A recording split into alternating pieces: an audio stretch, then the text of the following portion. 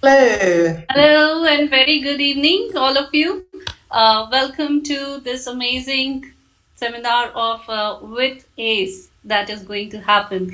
And today's session is all about designing your life and are you living the life you want? And we have a wonderful person today with us who's going to be taking you through different career transitions in your life that you are going through.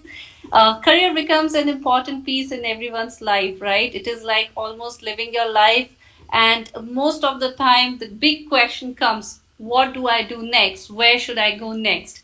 And these career challenges is something that every professional would be needing.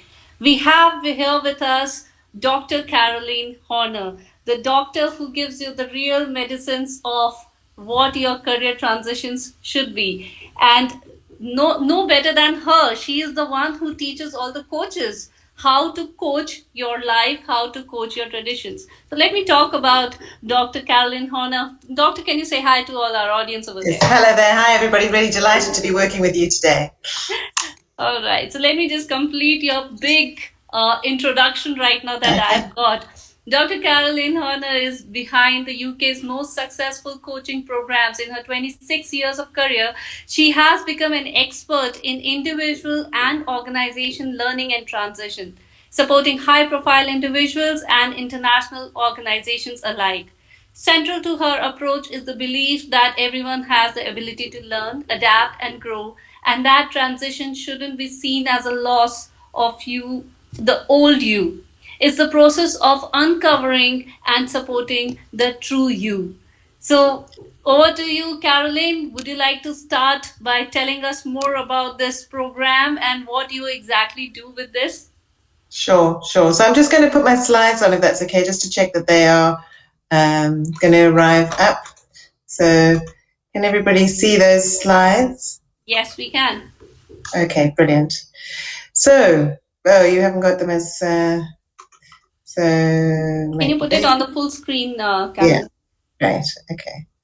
And then, so how do I go back to seeing you? I want to be able to put it on the big screen, but then I also want to be on the being able to see everybody else. Can I do that, or is that not possible? You can just see me and you can see the big screen, which is your presentation. If you will end the presentation, then we go back on the screen, just two of us. Okay, I'm trying to make the screen big, so just hold on one second. Can you see? Okay, for some reason I can't seem to see you and the slides at the same time. So can you see the big screen? Can you see the big slides? So we can't see the big slide, not a problem. We can see you. And if you want to start off, we can do that. Just use the presentation as your placeholder. We are more interested in hearing you. Okay, I am going to be referring to the place. So could you just tell me, can you see my slides or not? Yes, I can see a blue slide over there. Okay, and it's big, is it? No, it's not big. Okay, I'm going to just try once more because I do want people to be able to see my slides. Sure, please go ahead. So I'm trying to make them so that you can see them as a big slide. So if I go back and put it onto here, it then takes that. Okay, I don't know how we're going to do this. Okay, anyone from the backstage, if you can hear us, please do help Caroline to put this up. And in the Apologies, everybody. We'll be in there in a minute, but it just helps to be able to see the slides. So I'm going to try and do it slightly differently and see whether that works. Okay, so hopefully you can see some slides there. oh, yes, we can finally. It's Yes. not huge, but it's better than nothing. Okay, so I'm delighted to be working with you today. As we've heard, I'm really kind of curious to work with you today about looking at life transitions, and wanted to really share with you a couple of things about how you master transition. So, as you may have experienced through some of the other seminars here today, life is really changing so fast these days that we really need to be able to reinvent ourselves more regularly. And unfortunately, we're not often given the skills to manage transition. And yet it's going to become increasingly important. you may have read, or maybe other speakers have already mentioned, about the fact that, the days of where we stayed in one organization for our whole career, or where we stayed with one type of work for that whole career, is very much changing. That's partly because some of those careers no longer exist. And so we need to be able to prepare ourselves to not only transition through different roles in a single organization, but to prepare ourselves to be able to transition to multiple organizations, and also to position ourselves for not just one or two careers, but maybe 4 or 5 careers. So being able to be an effective lifelong learner who can constantly reinvent yourself is going to be a really critical part of this. So I wanted to then talk to you a little bit about the different models that allow that. And that is one of the things there is about change and transition. And so what I'm hoping you can see now is that you can see my next slide up there. And the difference between change and transition. So I would really invite you, if you've got any thoughts as we go through this, to pop them in the chat so that we can have a dialogue about some of these things rather than just me chat directly to you. It's much more fun if we get a bit of other perspective in this conversation and the wisdom of the group. So change versus transition. Yeah, sometimes people think that these things are exactly the same, whereas I would argue that change is something which is quite something that you see externally. So if I move into a new job, I'm sitting in a new building, I'm perhaps, sitting at a new desk, people will say, but you've made a change, you're in a new job. If I move to a new home or a new house, I'm in that house, I'm in a new area, I've made a change. But I might not have transitioned, okay? So I might still be in that house, in that new house, but psychologically, I'm still living in my old house. Psychologically, I'm still missing the fact that I could walk down the road and chat to a friend, or, it was a different route to work, or it might be that in that previous house, I really kind of had the opportunity to see the sunshine or had the garden. So I'm still transitioning. I could be in a new relationship. Yeah. I could have got divorced and left somebody, 5 years ago and still not have transitioned. Okay. So the difference between change and transition is quite critical in understanding what I'm talking to you about today. So William Bridges is somebody who talks a lot about organizational change, and he describes the stages of transition in 3 ways. There are sort of 3 phases to this transition. The first phase is about endings and letting things go, okay? And many of you may be sitting there thinking about a career transition or a particular life transition where you knew you wanted to do something different, but you found it hard to let something go, okay? And when something is changing, it often is, you feel quite stuck, yeah?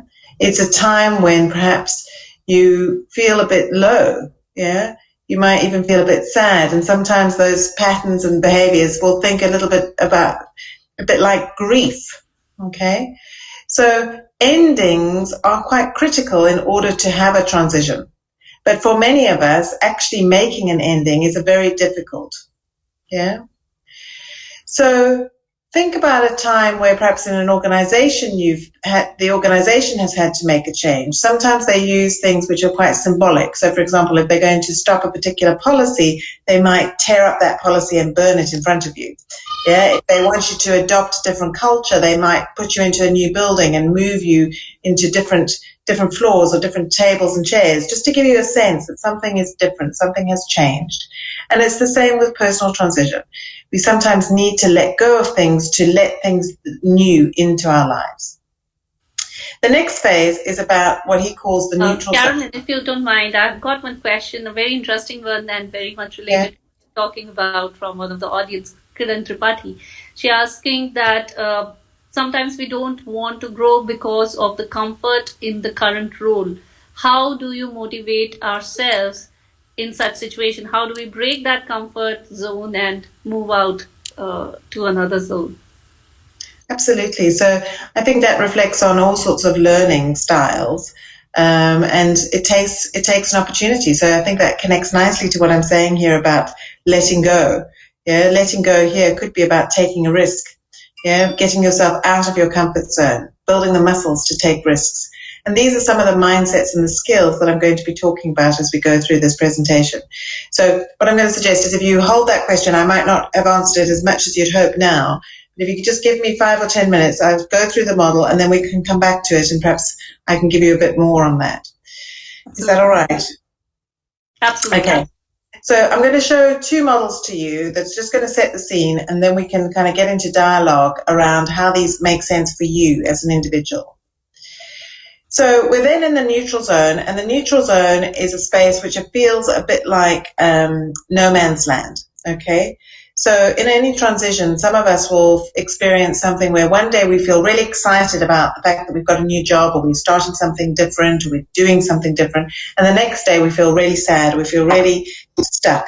So we feel in this word sort of discombobulated. One day we're feeling up, one day we're feeling down, okay? And in that space, it's very uncomfortable. So sometimes we want to get through that neutral zone really quickly. So we put on our rucksack and our running shoes and we run through the neutral zone. But in my experience, the neutral zone is actually the space to really practice staying there. So that for those of you that are, find yourselves when you feel a bit out of control, you just put on your rucksack and you run. That is a thing that I would encourage you to try and stay for longer in the neutral zone. Because if you stay for longer in the neutral zone, you'll be able to experiment. You'll be able to try on different ways of being and different opportunities and test what really works for you. Whereas if you run through it, what you'll find is you'll get to another outcome, you'll get to another role, but you will find that actually you might not have made an effective transition, and then you'll have to regroup and come back again and start again.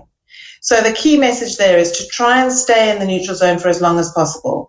Sometimes that's not easy when you are in a space where you aren't actually earning any money, yeah, and you're looking for that next career. But where you can, try and sort of do things in parallel. So maybe you want to make a transition, maybe move to working a 4-day week, or move to doing a 9-day fortnight or something. So you've got one day where you can begin to start thinking about what else you wanted to do, as well as preparing and still earning the income that you need. And at some point you will get to the new beginning. And for some of us, we really need to be able to see where we're going in order to feel motivated to get there. And that's more challenging in a transition, because you create your vision too tightly. If you close it down too quickly, whilst it'll pull you through the neutral zone, it isn't necessarily going to help you, because it means you may have closed it down and made it too small, and actually you could have thought bigger. So this is one way of thinking about transition. And for some of you, I would just want you to sort of think about where might you be in this model, and sort of just hold that for a moment while I share another model with you. And then we'll come back to explore it. So the next model that I'm going to share with you is the Frederick Hudson renewal cycle. And so what he talks about is that we all go through life and we have different chapters in our lives. So we have things which really motivate us and ground us, our values. And those don't necessarily change through life, but what they do is they reprioritize. And he talks about different phases and stages, okay? So in this stage here, and I think you can see both of my slides, but in this stage here where we've got this guy sitting on a bench, this is a stage which he talks about as being the doldrums. And this stage is a stage where sometimes we feel really stuck. It gets to Monday morning and we think, oh, we don't really want to go to work. Or we start a project and we're thinking, actually, I'm feeling I don't have a lot of energy to do this. And for some of us, we may even be feeling a bit sort of disappointed or depressed. So it feels like you're walking through treacle. But then something happens. You get a new project, or you get a new boss, or you get a new colleague, and that gives you energy, and you begin to do something different. You get infused, and that's what this slide is doing here. It's trying to say to you, you get an energy boost, and you rush around the cycle, and that gives you another opportunity to move forward. But the reality is that even though that boost may come, it might be short-lived. And so you'll find yourself back again in the doldrums. And that's really normal. It's just life, to sometimes be in a bit of a stuck place. And so if you're feeling a bit low and you're feeling a bit stuck, it's trying not to beat yourself up about it, trying not to be unkind to yourself, just to acknowledge that this is just sometimes how life goes. And you can't sort of go to coaching or work with a therapist and get 12 volts of life transition and miraculously change. It's part of a reconstruction process. It's actually part of you that is saying, I'm growing, I'm developing, I'm doing something different. So as you go through the doldrums, you then move into another phase, which is this phase here, which is this guy with this big sort of woolly hat over his head. And what happens in this phase, we call this phase the cocooning phase. Often we turn away from people particularly, and we turn inward. So we begin to start exploring what's really important to us. Perhaps some things have changed in our lives, and that's what's kind of triggering us to think about these things. Maybe we no longer are feeling as motivated by money or by achievement. Maybe we want to have a family, or maybe there are things that we want to do that we're just becoming really bored. So what this phase does is it pushes us inward. It makes us reflect and think about what's important to us.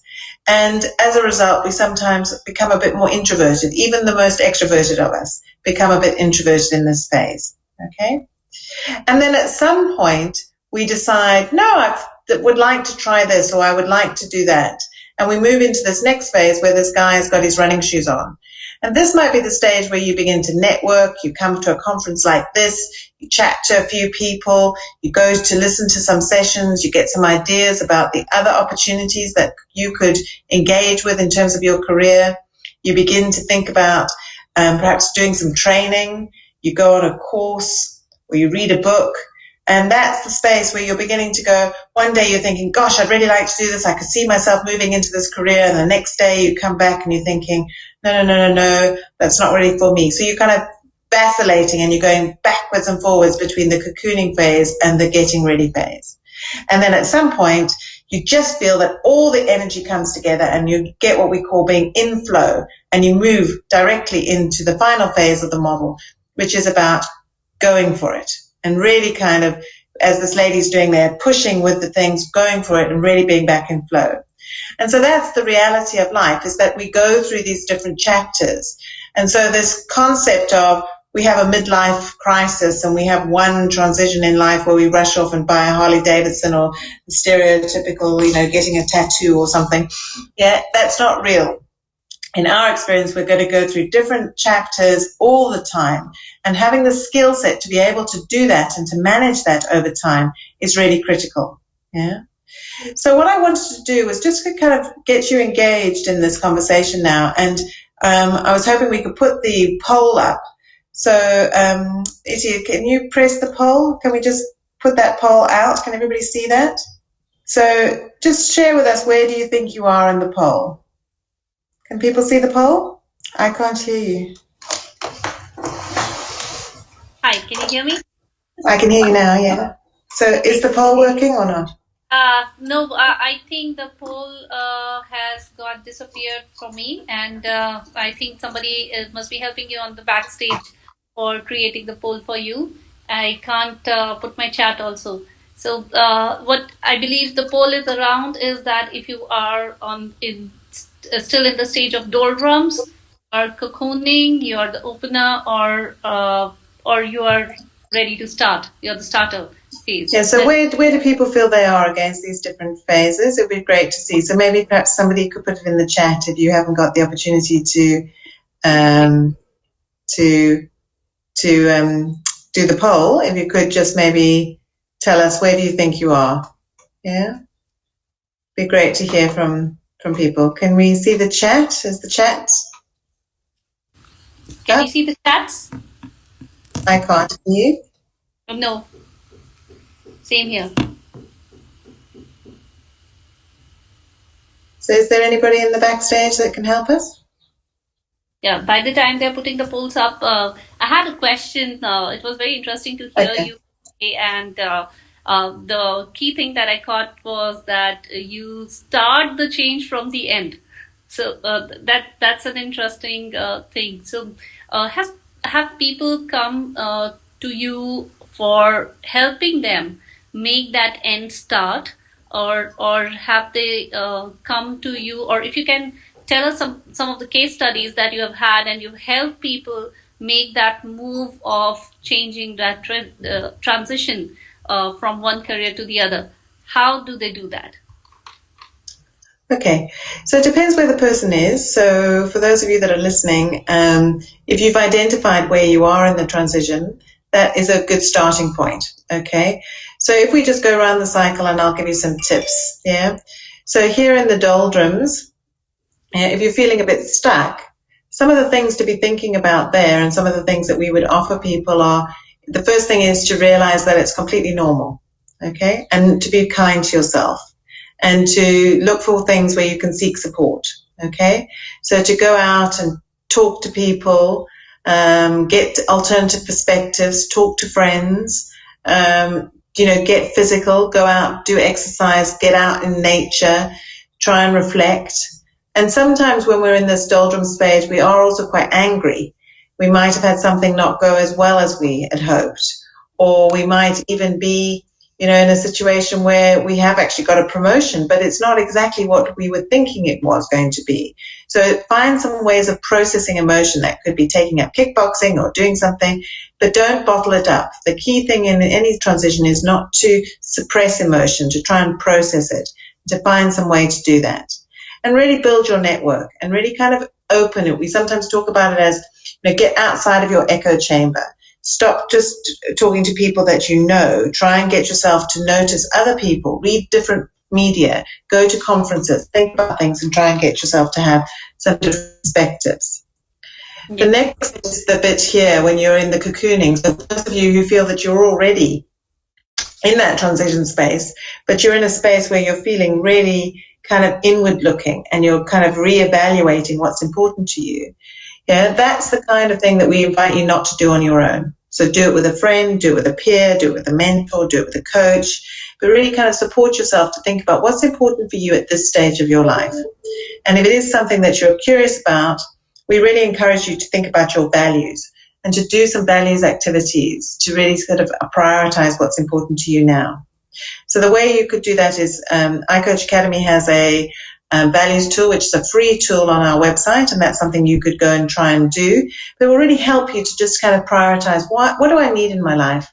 And our values not only inform what we need in terms of the kind of activities that we want to do, but it also tells us about the environment that we want to work in.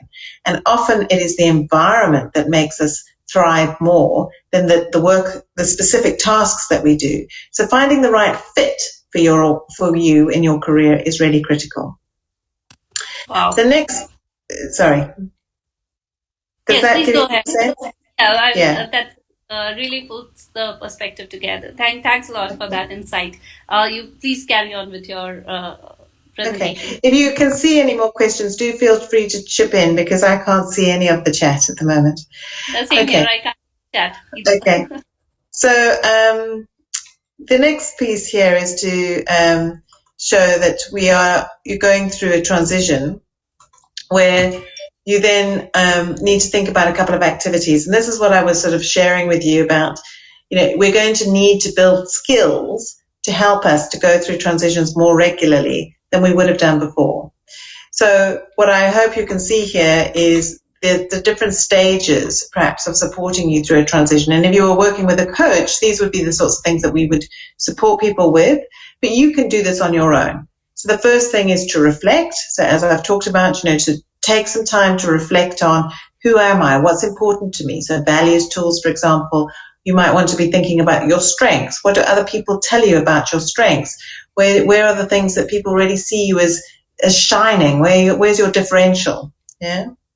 Then you might notice that there are actually some things that are holding you back. So there may be things that perhaps you started your career because that's what your mum and dad wanted you to do, yeah, rather than that's what you really enjoyed. Or perhaps there are some self-limiting beliefs. You constantly feel as though you're not good enough or that you don't have the confidence to do something. And so part of that is about unlearning. So there are some behaviors that, you learn in your childhood that become really kind of embedded in you. And at some point in your life, you have to go, you know what? those behaviors are past their sell-by date, and I need to let them go in order to do something different with my life. So finding a way to release those and let go of self-limiting beliefs and things like that will give you new possibilities and new opportunities. So that's another thing to develop. And then the next piece is to visualize. So start thinking about, what do I really want? Not just for my career, but for my whole life.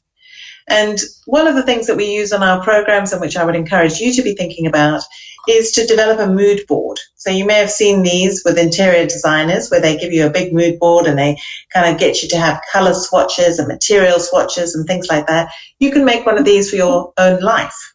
Yeah. So you can have a mood board where you can put on pictures and poetry and comments and post-it notes that really begin to articulate the life that you want.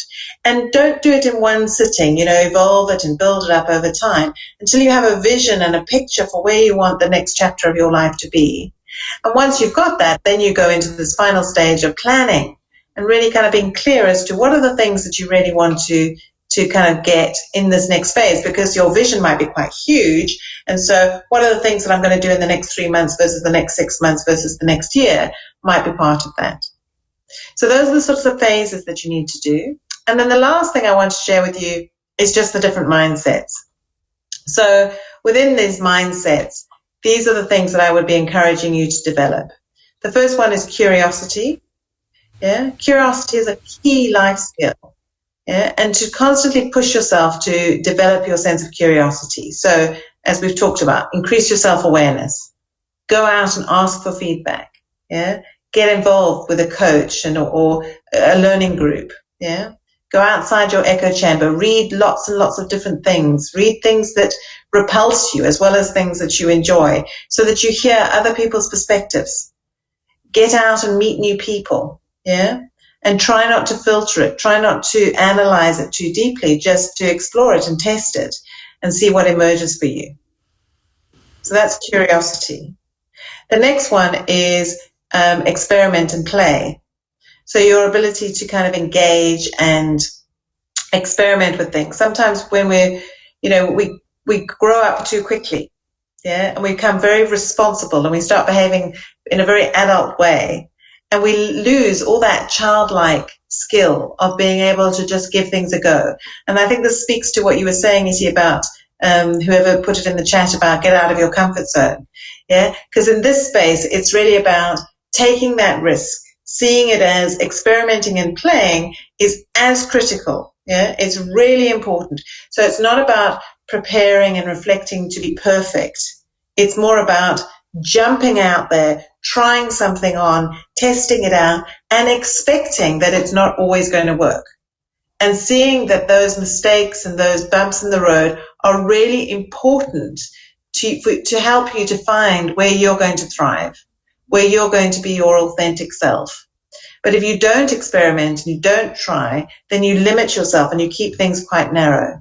So get curious, do some really wacky things, yeah? And don't think that to develop your career, you just need to focus on technical skills.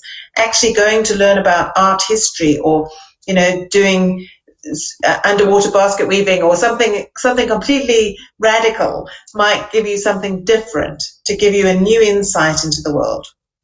And then the other mindset is self-compassion.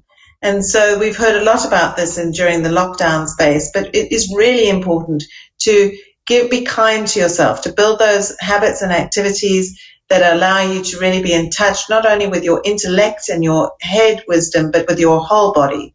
So get outside, be with nature, reflect, meditate, the gratitude journey, doing music, sometimes in a particular, have a play section, and just stay away from people who drain you.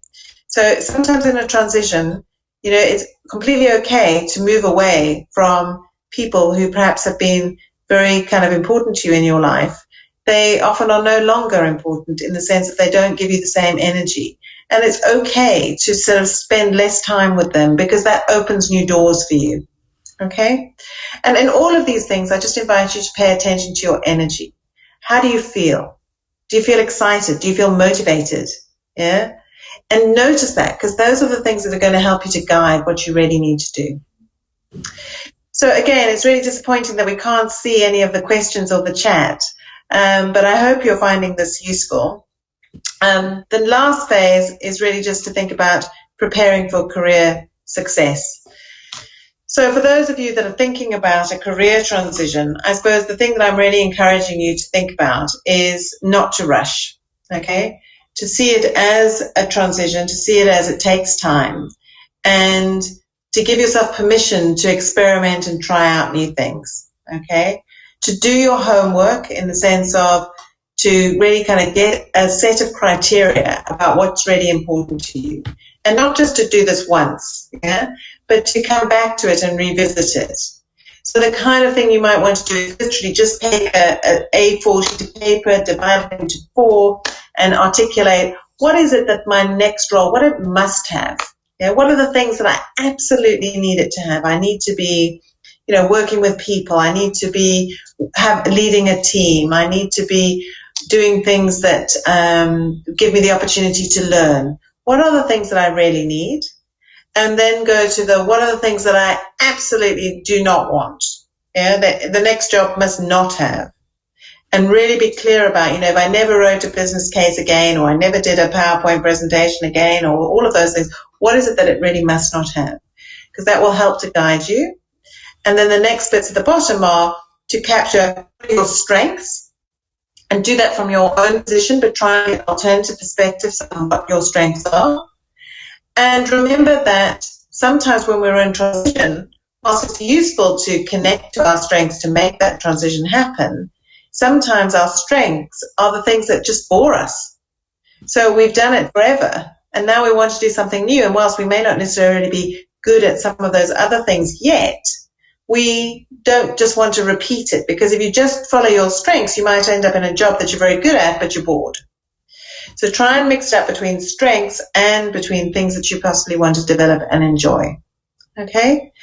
So those are the kinds of things that we would invite you to think about in a career transition.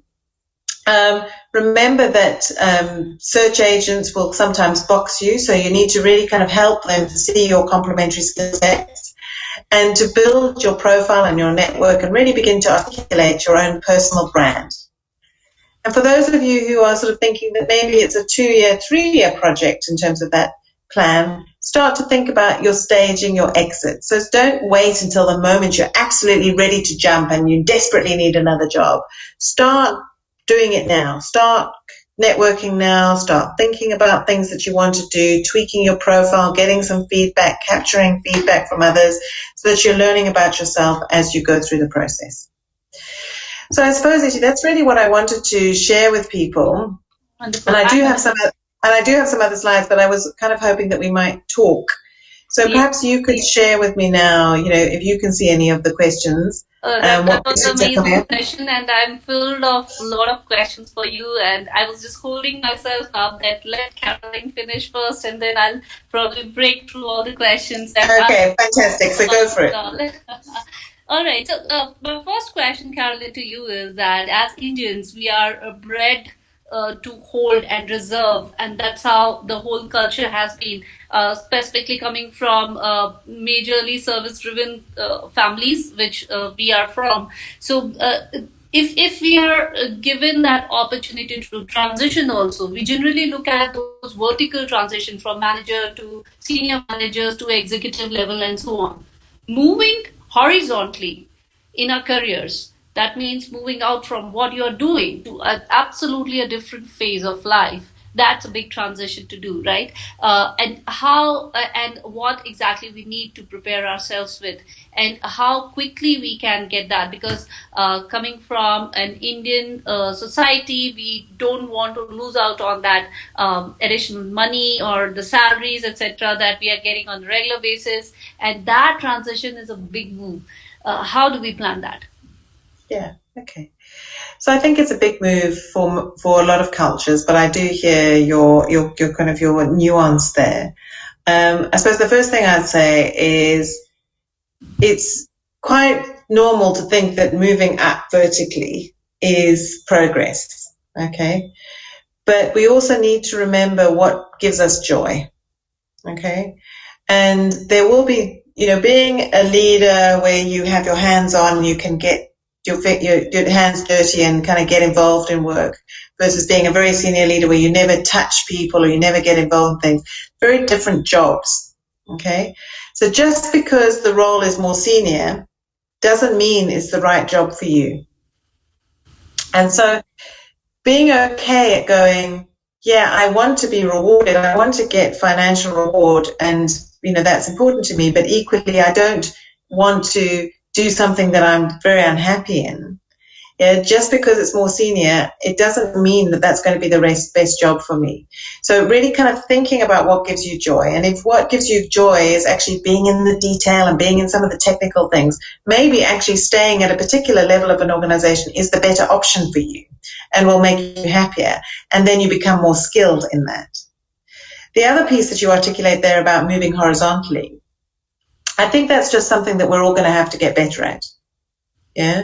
Because as I said at the beginning, our world is changing so quickly that some of the jobs that you may have chosen to do or prepare yourself for when you were at university or leaving school won't exist. So, having that mindset that says, I need to be flexible and adaptable. I can't just be this for the rest of my life. Yeah. And, we may have thought, accountancy, accountancies we're always going to need accountants, so I'll be an accountant forever. But even those sorts of jobs are changing and evolving. Technology is pushing that to be thinking about things differently. So there are nuances in that. So it's constantly looking for, where are the things that I can flex my career? Where are the things that I can learn to give me more opportunity to be more applicable? Okay. But then there may be some of us, as I put in that cycle, that are sitting there going, I've been doing this for 15 years and I'm absolutely bored out of my mind. Okay. And now I want to do something different. That is about kind of doing a big leap to do that horizontal shift. And in my mind, that is, first of all, kind of giving yourself the opportunity to take your time, not to just kind of wake up one morning and going, okay, I'm going to chuck it all away and I'm going to jump. Yeah. It's more trying to give yourself the opportunity to prepare for that transition. And so putting yourself into, as I was describing earlier, maybe a 4-day week or a 9-day fortnight where you can start to do something 1 day a week. So maybe you go and do a course and you meet a new community of people, or you start to put yourself into a secondment so that you kind of get a sense of what that's like. So you can build on your existing credibility whilst making a transition into something completely different. Does that answer your question? Yeah, absolutely. And I love the way you explained it. It's absolutely clear to me now. Another question that I had coming from more, because it's a WiT program and I'm a woman myself. The major transition phase that a woman goes through is motherhood, when she starts her motherhood phase. And that is the time some people use it as an opportunity to turn it into a more beneficial, but some of them do not. So what are the things that we should do to face this transition, and how do we better this transition? Yeah. So the first thing I'd say is it is a big transition, because it's not only about career and all the complexity around that. It is an identity transition.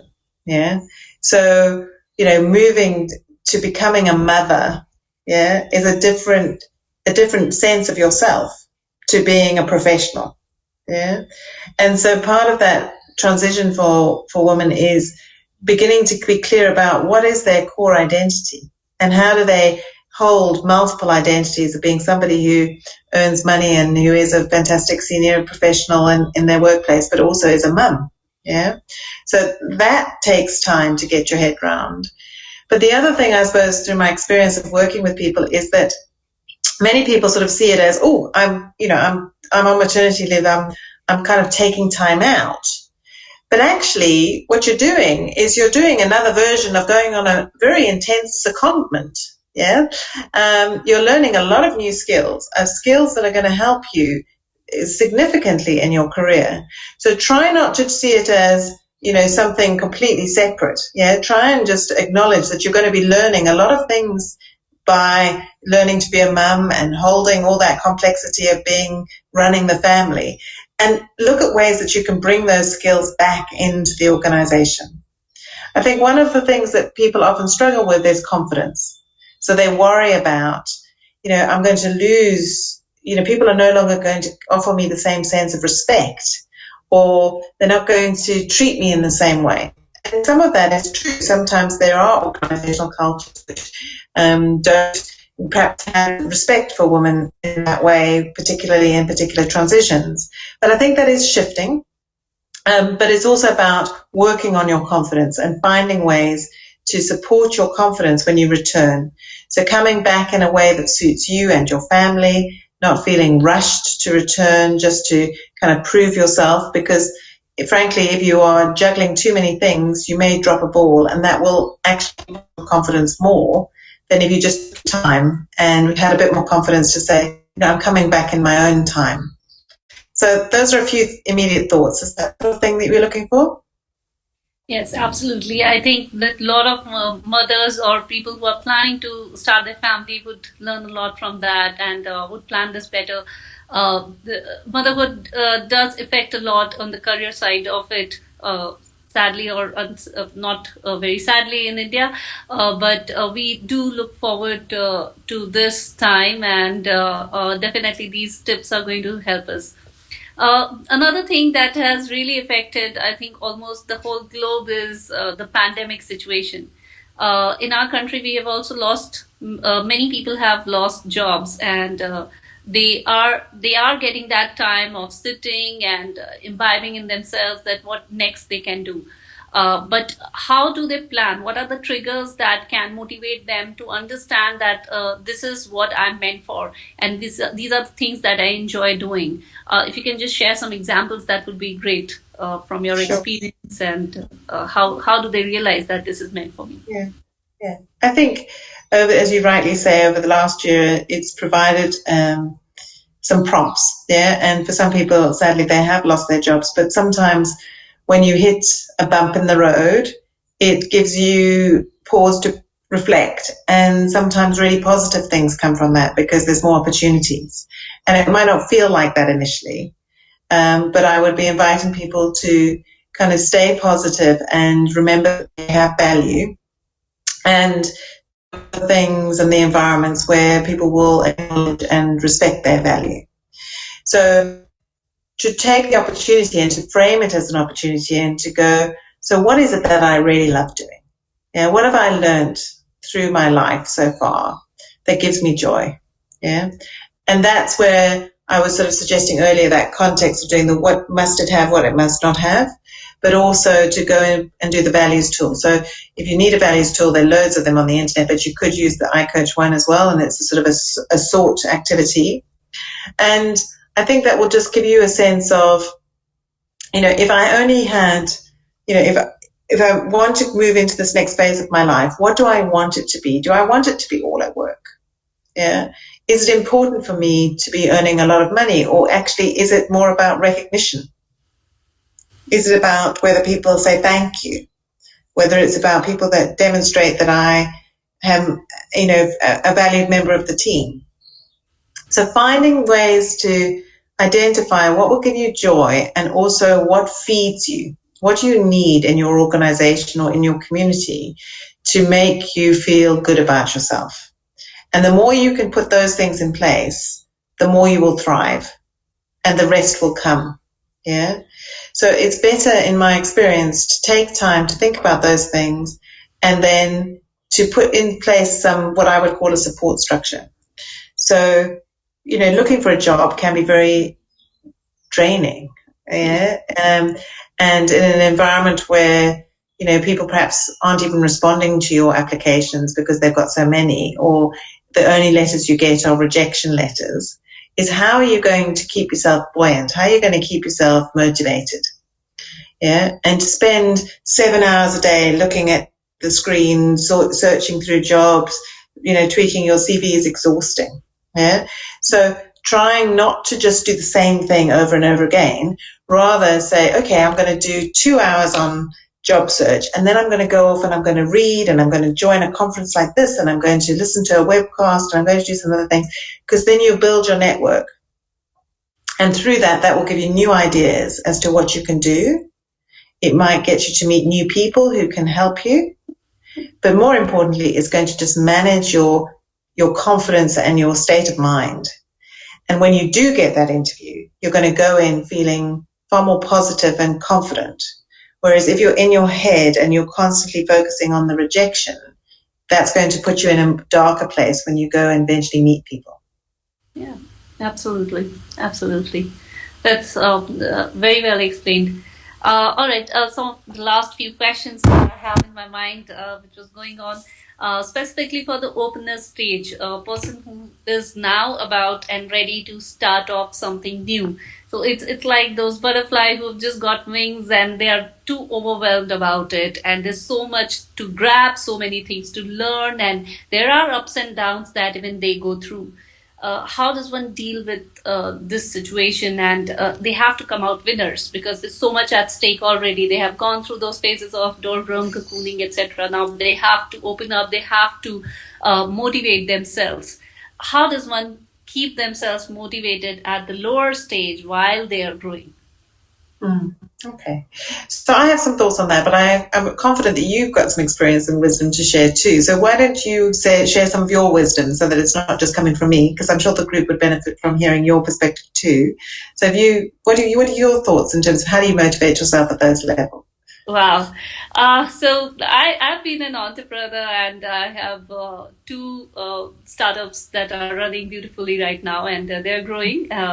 So I actually wanted to hear it for myself, but what I do specifically is that there are multiple mistakes that we make, and we don't fear that those mistakes. That's extremely important for us, and we learn from those mistakes. So every time you're tumbling, every time you're getting that fall, that we do not get demotivated, and we stand up, and that's like the learning steps for us. That's how we motivate ourselves with.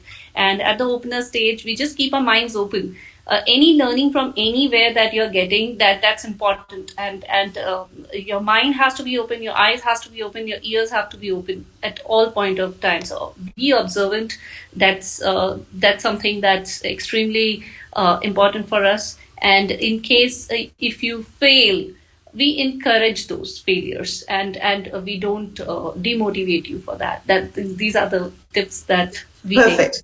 Yeah, absolutely. So what you've articulated really well there is this concept of learning. Yeah.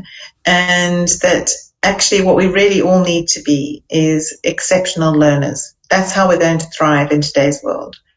And the more we can support each other to build our learning capacity, the better. Yeah. So in these early stages, I'd be inviting you for people not to see things as failure, rather to see things as a learning opportunity, and to look for ways to create learning opportunities for themselves and for others. Everybody's going to be different in terms of what motivates them, which comes back to the values. But for some of us, we need to be active and motivated and jumping around doing lots of different things. So putting yourself into environments that allow you to do that. Or putting yourself, if you're different to that, if you're more reflective and quiet and you prefer working one-on-one with people, to perhaps put into your support structure, people who nurture you. And you heard me speak earlier about how often in a transition, sometimes we move away from people. So actually some of the people who may have been great at motivating you in early parts of your career are no longer great for you. Or you may have found that some people are particularly critical, and you find that criticism is actually not helpful for you. Yeah. So rather than, rejecting the person as a person, they're still a great person and you may still want them in your life, is sort of say, perhaps I need to spend less time with that person because that person just makes me feel as though I'm never doing anything right, or that I'm not good enough, or that whatever I do is wrong. Yeah. And put yourself with people who give you energy, who remind you how fabulous you are. Yeah. And sometimes it's good to do that in a group. Yeah. So don't just feel that you only work with people one-on-one. Think about how you could benefit from the power of the group and the wisdom of the group. Absolutely. I think with the time coming to almost an end, I have one last question for you. How do you define success? And that's, I think, very important for somebody who's transitioning in career. The goals, how exactly we monitor those goals, and what should define the success for us. Again, I'm going to come back to values because it's so different for different people. So some people, and it's all about how much money you earn. Yeah, that's a sort of a symbol of success. For others, it's about the title that they have. For others, it's about whether they're making a contribution to other people's lives. Yeah. For others, it's about whether they feel that they are learning and growing and being stretched. So I think success is very individual. But the key thing is that, do you know what that means for you? And some of us don't ever give ourselves permission and space to reflect on what is it that it means for us, not for our parents or for our spouse, or what does it mean for us? And what does that success mean for me? And what therefore might I need to put in place to make myself feel as though I've achieved? I think too often we're so busy trying to please other people. And that's not a good place to be, because then you constantly perhaps driving yourself, and that pushing yourself requires a huge amount of energy. Absolutely. And it's exhausting. So if you can get clearer about what you want and who you are and where you're going, then you put the energy into that. It's a better use of your energy rather than trying to please other people and jump through hoops for other people. Sure, definitely. There's a lot of learning from you, Carolyn, and I think that this conversation can go on for hours and hours. In the end, I would I'm sorry that today's questions could not be answered from the audience because we could not see the chat. There's some technical issues right now, but that's what life is nowadays for us. That's right, Doctor. Yeah. Well, what I would say to people is, if they have a specific question for me, they're more than welcome to email me, and they can find my email address, I imagine, on your system or at my website. Oh, that's awesome. They can just Google me and email me. So apologies that I wasn't able to answer questions directly, and it is always challenging when you're talking at people but you can't see them. So I hope that I gave people something that has prompted a little thought, and that you might go away percolating with something. Just remember, there's no right way with these things. Yeah, everybody's different, and the key thing in any transition is just to be kind to yourself. Yeah, to give yourself a bit of compassion rather than beating yourself up. Yeah, there isn't a quick fix to transition. Some people's transitions will take a couple of months. Some people's transitions will take years. Yeah, doesn't make you a better person or a wrong person. It's not right or wrong, good or bad. It's just different, and that's okay. Yep, absolutely. So, guys, well, thank you, everybody. Thank you, everyone. Whenever you're thinking that this is the end, it's just the beginning. Always remember that. Thank you so much, Dr. Carolyn, for these great insights. I think all of us are going back with a lot of immense learning from you, and it was great having you here. Thank you. Okay. Thanks a lot. Thank you very much. Thanks a lot. Bye. Bye.